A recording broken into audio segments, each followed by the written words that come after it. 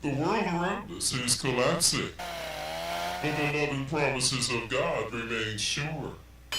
Somebody has to talk about it. For the best in Christian talk, you're listening to Ari Gold. Hi, I'm Ari Golden. Thank you so much for being with us again today. Today we're going to talk about police-citizen violence.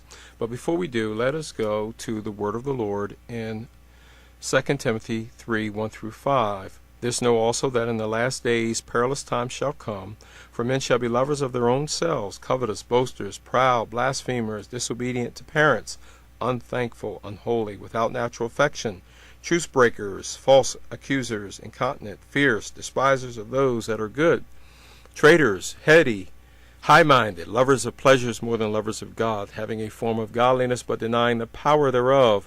From such turn away. I want to call your attention to verse 1. Perilous times in the last days. We are living in those times now. And also in verse 5, having a form of godliness. I know that most of the time preachers tell you that this is talking about Christians, right? Fake Christians, false Christians. Yes, that's included. But also look at those in the elite realm who profess to be Christians and who profess some sort of religious identity. All right, it's talking about people like that, because just being pure evil on the outside without any cover, without a false front, is not going to do it. People are going to have to still come off as being somewhat religious in order to promote their evil. And that's what 2 Timothy is talking about. We're living in these dangerous times now, right now. If you were to go forward another generation and look back, you will see that the evil did not start now. It started long, long ago. But it hit a turning point. It hit hyper speed in these times that we're living in now. If we could talk to the next generation or two, in a generation or two, they would ask us specific questions about what happened. Why didn't we do anything? Why didn't we see what was going on? What did we do to try to stop it? We're living in those times right now. All right, let's go back to our topic. As you're familiar, and today is August the 20th, 2014, there is a huge meltdown going on in Missouri, in Ferguson, where you had the tragic death of a young man, Michael Brown, who was all too young. He was killed by a police officer. As you're familiar, there was the killing by the police in New York City of a man, Eric Garner, who was selling loose cigarettes in New York City. And as he was being choked, he said he couldn't breathe. And as he lay there dead or dying, the police went through his pockets and started emptying his pockets. Did not do anything to try to resuscitate him. Also, Kelly Thomas, the mentally ill man, one of the worst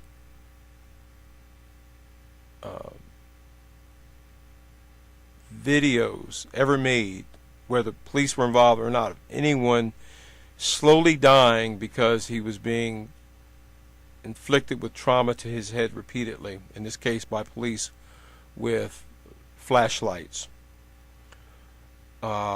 James Boyd, the unarmed homeless man living behind a boulder in Albuquerque, New Mexico. And he was met by a team of paramilitary police and a police dog. And he was executed right there on video. And then you had Miriam Carey, who was the unarmed motorist who was killed by officers in D.C. As she tried to flee in her car. Now, I'm not trying to demonize the police. I'm not saying that in some of these cases what the police did was not necessarily justified. Certainly in the case of Michael Brown, there could be a case made for what happened to him, because honestly, he's dead. Nobody really knows. Okay, we're being shown the video of him allegedly robbing a store, which of course would reflect on his character and him being somewhat of a violent person. So he really doesn't, if everything is true that's being alleged, he really doesn't have much credibility. Of course, he's dead now, so in the end it really doesn't matter. But we are a country of law, or were, or supposedly are a country of law and order and justice, and we really should try to find out what's going on. But with the violence in the backdrop here, and increasing violence, and it looked like at one point things were getting better, but it's getting worse. So everyone's familiar with what's going on, at least in Ferguson, and some of the other cases that I mentioned. Now, I'm not here to demonize the police. I'm not saying necessarily in every case here that the police were wrong. But what I am saying that the encounters, the conflicts that have arisen in these high-profile cases, as well as the general backdrop of a police state that we're in. We're not going into one. We are in a soft police state right now. It shows how far we have fallen over the last 20, 30 years or so. I probably, if I could take us back to a time frame, I would probably say that the modern police state probably started around Nixon's time with the war on drugs. And then, of course, it escalated from there, with SWAT teams, originally being used for the most serious of serious cases. And now people are being SWAT teamed for now even code violations, civil law cases. I'm not making this up. You could search these things. It's all mainstream media. But there could be a case made for police violence on their end.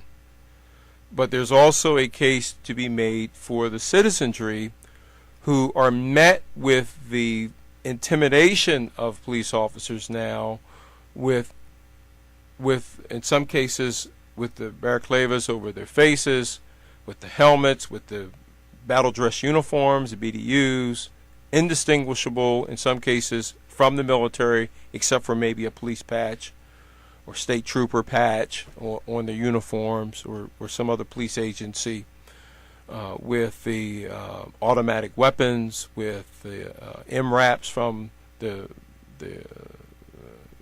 former Iraqi vehicles that were used in Iraq against the Iraqis that are now being given to the police departments. These are huge vehicles and very intimidating vehicles, with the rubber bullets, which are actually steel wrapped in hard rubber, which if you shoot them in close proximity, you will kill someone. Of course, they're being called non-lethal. So you have all of this. So there's a case to be made for the citizenry that of course, when you're given these weapons by the police, you're not being given them just as a show of force. You're being given them to use them. For example, if you were to dress police in pink tutus, you would expect the police behavior to reflect that for the most part. And I'm not trying to pick, I'm just trying to illustrate a point here. So, on the other end, if you were to arm police and equip them like they're currently equipped and armed, you would expect them to behave in the manner in which they present themselves to us. It's human nature. I don't care whether you're a police officer or a regular citizen, whoever you are. You're going to reflect the power that's been vested in you. And we're seeing it. And I don't think it's all necessarily the police officer's fault. Now, what's driving the police citizenry conflict revolves around one word, and that is contact. It is the increased police contact with the citizenry. For an example, in New York City, they have the frisk policy where police can go up to anyone, as I understand it, for the most part. I'm generalizing this. And they can demand to pat you down, searching for weapons. You have the citizen asset forfeitures that are going on. And these are all mainstream media. Of course, it doesn't legitimize it that I'm citing mainstream media, because you can do your own research and find it's true as well. But if the police stop you and ask you if you have a large sum of money, you say yes. And they ask you where it came from. They ask to have a police dog come and sniff it, and the dog hits one. Of course, all money has drug traces in it. In many cases, police are taking people's assets, their money, and in many, or perhaps even most cases, they get it back, but you have to go to court, you have to fight for it, you have to hire an attorney. But they can seize your assets. Of course, they give you a receipt for it, but they don't have to charge you with a crime because they can't prove that you committed a crime. And as I said, mainstream media is even reporting that that police budgets throughout the country are booming because of these asset forfeitures. Now, we of course loud that when it comes to the drug pushers and all of that, and we say, well, good, they deserve it. But whenever you have something illegal, immoral, and of course I'm not taking up for drug pushers, but I'm saying that we are a country of due process of laws, then what happens is you're in the spaghetti too. So it's the drug pusher one day, but it's the soccer mom the next day. Okay? All under fog of war of getting the drugs and getting the bad guys. Due process is there for all of us. It's even there for the police officers, because inevitably many of them get in trouble too. But of course many of them understand and know more about what to do and what not to do than most of us. So in many cases they don't meet the same fate that most citizens do. All right, but that's really not the point of this broadcast, to get so much into that. But I want to stress to you that when police are being given the right to increase their contact with us, it will lead to more conflict. You know, you have the cavity searches now on the side of the road in Texas. 2 women are cavity searched. People are being taken to the hospitals, being given enemas and cavity searches there by police or by doctors looking for drugs, and the list goes on and on and on and on. Okay, so where you have that, you are inevitably going to have more conflict, because people know, or some people are aware of the rights of the Constitution. Not everybody. And so those who do know and assert their rights, they're going to be on this path of a big conflict with the officer, because the officer feels empowered to do his or her job the way they were told to do it, irregardless of the Constitution and due process and things like that. And if you're the citizen, you're going to come up on the short end of the stick in most cases, and in some cases in a very bad way. So as an officer, you should understand that the way that we're going is not going to fare well for you either, because this is a world that you're in the same spaghetti pile. You're in the same world that most of the citizens live in. And if our country is increasingly becoming militarized, if the police are overstepping due process, rule of law, Constitution, and things like that, then see, because what the globalists do is they like to establish something go with it, and then they like to flip it, which of course shows that they completely manipulate, they completely control, they control us.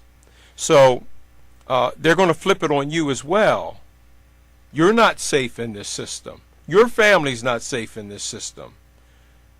Very few, if any of you, are going to be needed in the not too distant future if the New World Order is going to, if they have their way. They're going to flip it on you. What are you going to call on to protect you? The Constitution, due process?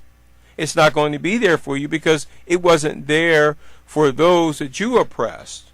And that doesn't necessarily mean you're a bad person. But again, we have to understand that just because you're being given orders, just because you're being told to do this, doesn't make it right. And there's something else that's going on with the citizenry and the police officers. We're all being agitated. We're all victims of electronic pollution. We're all victims of the polluted water by design and the polluted air with the chemtrails by design. We're all victims of this racial agitation that's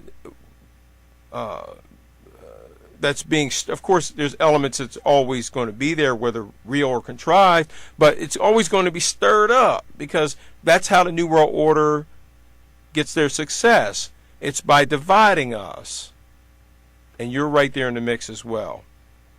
So you have this downward trajectory in our country for some time of our morals, our values, our mores, our civic involvement, our Christian conversion, Christian adherence, family unity, family values. You have all of this on the downward trajectory. Then you have on the upward trajectory this surge of immorality, paganism, occult, corruption, wickedness, fixation on vain things, on vanity such as sports and video games and TV, and the list goes on and on and on.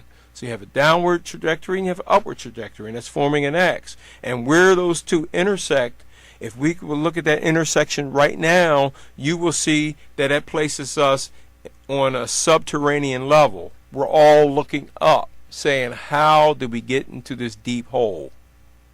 We're all there, whether police, whether citizen, ordinary citizen. We're all in the deep hole. And we're not going up, we're going down. So this path that we're on, we need to understand how we got here, and we need to try to understand how to get out of it. Now, again, we've been stirred and manipulated in such a way now where obviously you do need a strong police presence. But my argument embraces the point that we didn't just get here like this. Something put us on this path. And I argue with you, it's the New World Order. Again, when we fight with each other, we can't see what the big picture, the folks that are doing, they're manipulating the whole thing, what they're doing to all of us. All right? So, again, I'm not trying to demonize police, but again, just going back to Eric Garner for a second, when he was being choked by the officer and he was yelling that he couldn't breathe. As he lay there dying or dead, one or the other, the police did not make an effort, it's all on video, to save him. They're going through his pockets. Wow. Okay, we can argue that what the police did was justified. I'm not going to make that argument, but okay, let's go with that argument. But what does that say about us, not just the officers, but us, when a human being can lay there dying or dead and nothing is being done to save their lives? At least go through the pretext or the appearance that you're trying to save him. Not that he is an angel or he was a good person, but it speaks to who we are as humans. We represent humanity. Don't forget the words of our Lord Jesus, that whatsoever a man soweth, that also shall he reap. Do you not realize that you can get the same violence perpetrated against you, and you can lay there dying in the street and no one would ever do anything to help you, whether a citizen or police officer? And I pray that never happens. But what does that again say about us? When,